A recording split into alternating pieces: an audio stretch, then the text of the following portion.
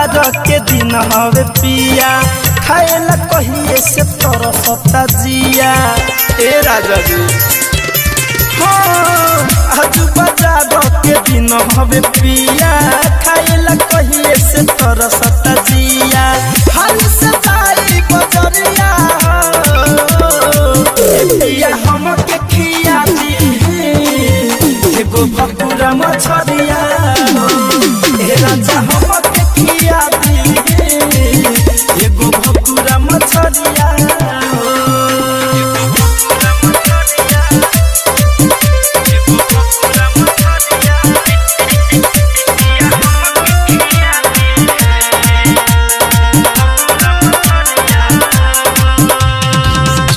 देहिया बदोसर रजऊ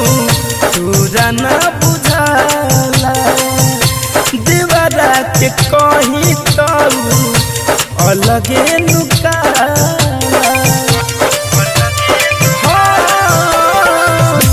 देहिया बदोसर रजऊ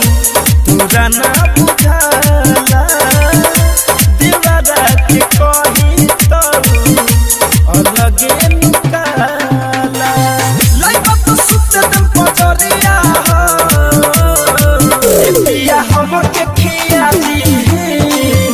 एगो भकुरा मछरिया ए राजा हमके खिया दी एगो भकुरा मछरिया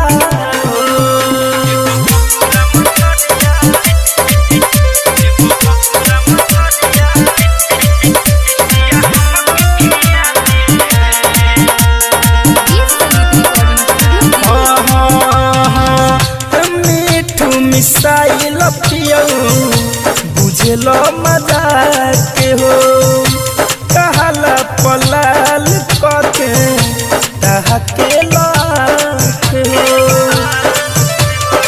हो ये राजा मीठू मिसाइल पियऊ बुझलो मजाक हो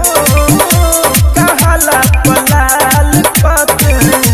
तहके लाख हो धड़कन धनन जब बहरिया पिया हमके खिया दी एगो भकुरा मछरिया ए राजा हमके खिया दी एगो भकुरा मछरिया।